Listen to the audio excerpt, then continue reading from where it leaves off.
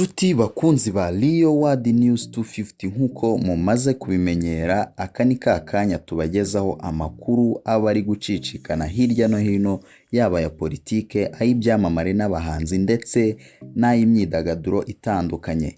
Muri aka kanya tubafitiye inkuru y'uko Padiri Habimana Ladislas wabaye Umunyamabanga Mukuru w'inama y'abepiskopi mu Rwanda yishwe na coronavirus.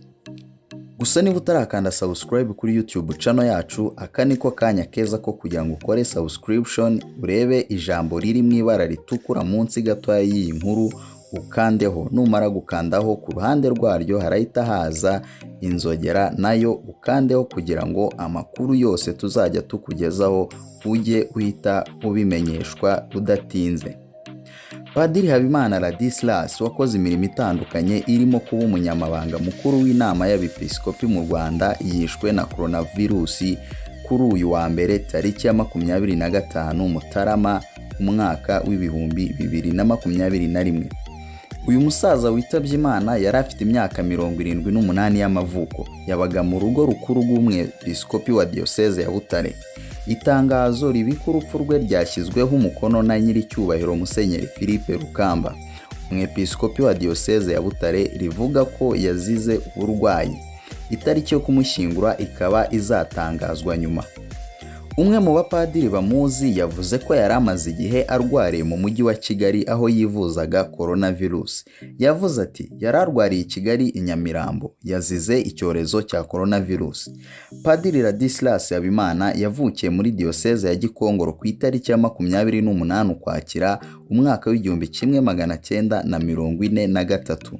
Ahabwa ubupadiri kwa 28 Kanama umwaka w'1975. Mu mirimo yakoze harimo ko yabaye umuyobozi wa College Christ Roi y'Inyanza mu w'1980. Nyuma yaho aba Umunyamabanga Mukuru w'inama y'abepiskopi Gatolika mu Rwanda kuva mu w'1989 kugeza mu 1999. Yabaye kandi umuyobozi wa seminari nkuru y'i Rutongo, ashingwa amashuri Gatolika mu Rwanda kuva muri 2006 kugeza 2012. Kuva muri 2012 kugeza 2015 yabaye padiri ushinzwe santrale ya Sainte Teresa. Nyuma yaho abapadiri wungirije muri paruwase ya Kiruhura kugeza muri 2017. Muri 2017 yoherejwe kuba padiri wungirije muri paruwasi y'Ikansi mu karere ka Gisagara.